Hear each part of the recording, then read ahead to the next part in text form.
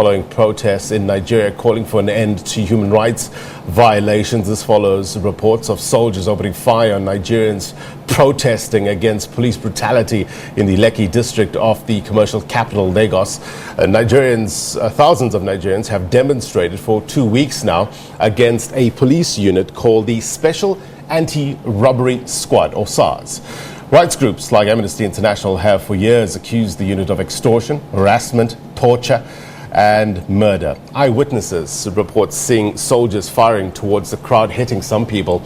United Nations Secretary General Antonio Guterres has stressed the importance of respect for peaceful protesters and freedom of assembly. He also has called on security forces to exercise maximum restraint when policing demonstrations. Former U.S. Secretary of State Hillary Clinton tweeted a call to President Muhammadu Buhari and the Nigerian military to stop killing protesters.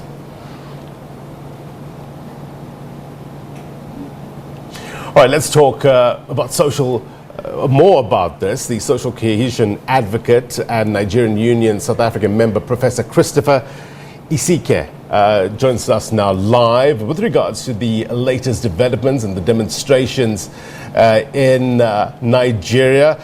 Professor, a very good morning to you. Sorry, good morning, and thank you for having me. All right, it's a great pleasure. Thank you very much indeed for taking the opportunity. Look, when one looks at some of the social media postings of what's happening in Nigeria, extremely disturbing to say the least. What are you hearing? What's happening on the ground? Well, it's unfortunate. The latest stories coming from Nigeria is that the military opened fire on protesters, after exceeding the curfew times that was set by the state government.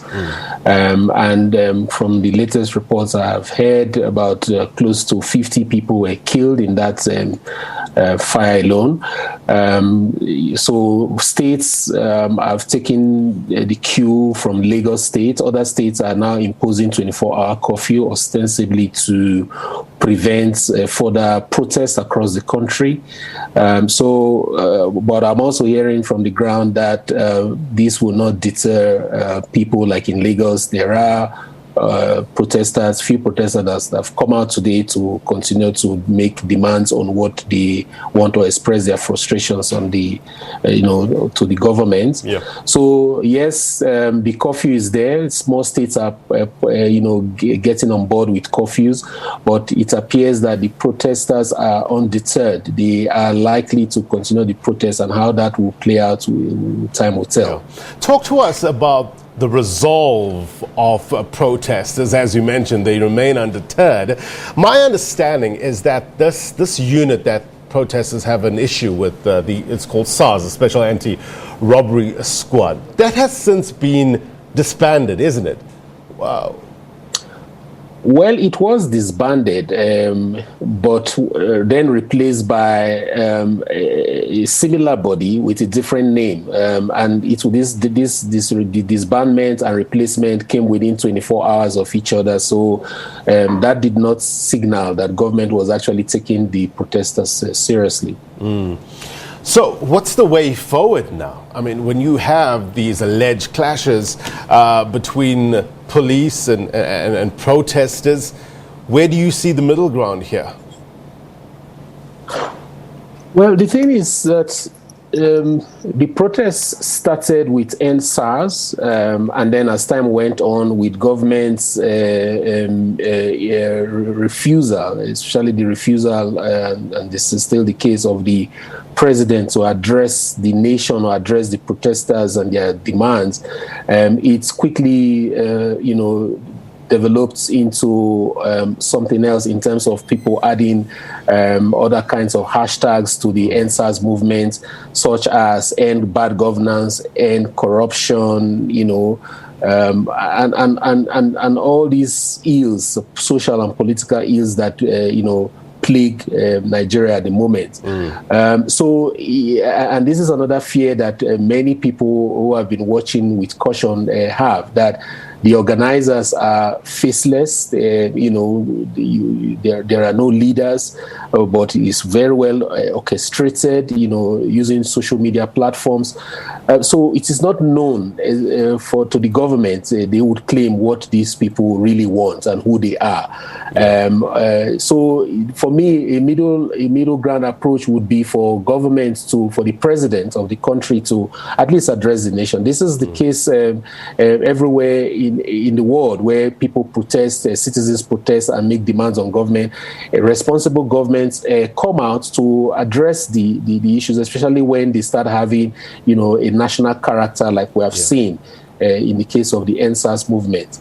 The president has not addressed the youths who are in this. They have not addressed the country as a whole on this.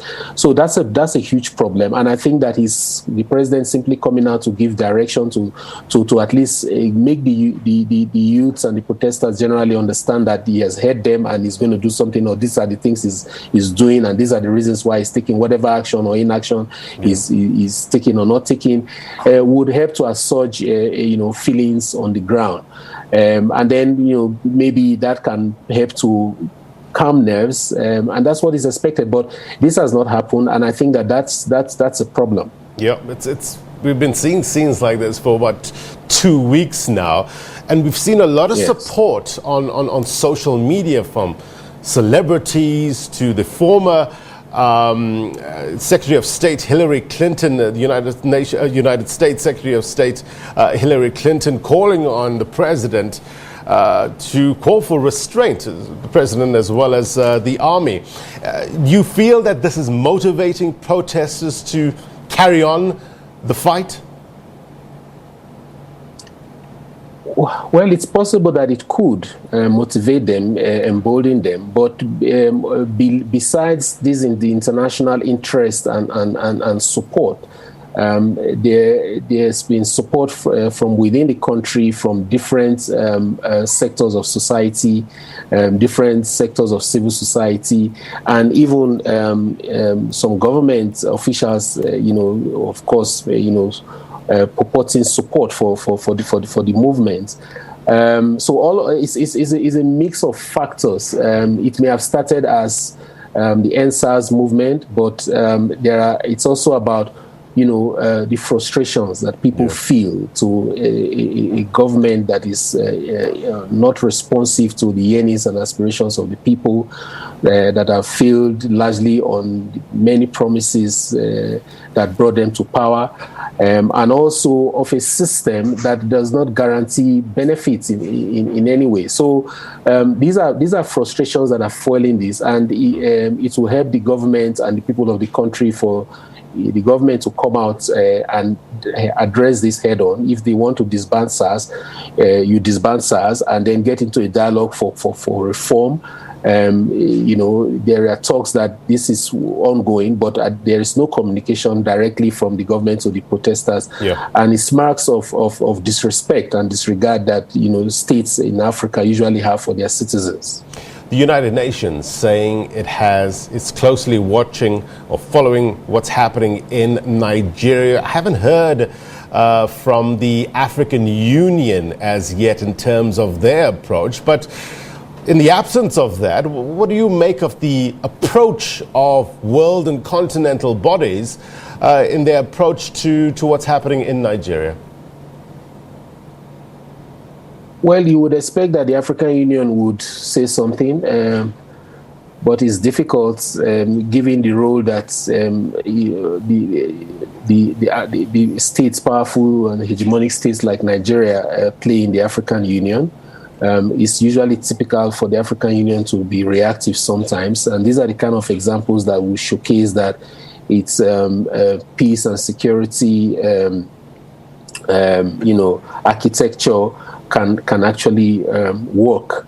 So the African Union, when it's slow to act, then it gives an opportunity for the international community to to show interest, and they've been showing this interest. But of course, they would want to see the African Union, take charge and deal with the situation. But I don't see how much they can do when even the president of the country is not saying anything directly to try and address the problem, apart from now asking the military to shoot protesters, because there is no way that the military would undertake this kind of operation, given its significance and the fact that the world is watching, to undertake such an operation without the express approval of the commander-in-chief of the armed forces, that's the president. Right. Talk to us about this curfew that you touched on at the top of the interview. In particular, in a city like Lagos, which is, a commercial hub, is one of Africa's most populous cities. It has about, 20 million or so residents there. This curfew, how's it impacted the lives of people there? It's definitely going to impact the lives of people negatively. This curfew, it's 24 hours. It wasn't even this serious during the coronavirus lockdown. So if it depends on how long it lasts. If it lasts beyond a couple of days, a week maximum, it could affect livelihoods, and it could add to social pressures that would tilt the imbalance. Yeah. The balance between forces in the country, in the state. And that could actually lead to social disruptions in terms of people who are hungry, who depend on everyday economic activities for their survival, to add to the protest, to lend their voice, and then it can actually become criminal. Yeah. I was speaking to someone from Lagos this morning, and he was telling me that one of the fears they have is that middle-class people who live in gated communities was that they were scared that people from across communities that were poor, because there's a lot of inequalities, the poor and rich living side by side, sometimes divided by very thin fiscal barriers or social or geographical barriers, and that these people, there were fears even during the coronavirus lockdown that hunger was going to move people to come to the suburbs and come to the affluent areas and just get into people's houses and take food, That is likely going to happen now with the air of instability, around. I think that people will take advantage of this. Of course, there are criminal elements that have actually infiltrated the NSAS movement, people doing all kinds of things, that are against the law, taking advantage of all of it. Yeah. So if you have a curfew that is imposed and people get hungry and they come out, criminals will take advantage, and it can just disrupt the whole social system that is in place, fragile as it is. Look, we're keeping a close eye on what's happening in that part of the world, this call for changes to the security forces, as well as, I guess, general reforms as to how the country is run. But we do appreciate your time, Professor, for your perspective. Be well. Thank you very much. Thank you. All right, that was social cohesion advocate and Nigerian Union South Africa member, Professor Christopher Isike. They're talking to us about his take on what's happening in Nigeria, where he sees the problems, and possibly in terms of finding a middle ground, what's the way forward. We'll no doubt bring you all the angles on the story right here on SABC News.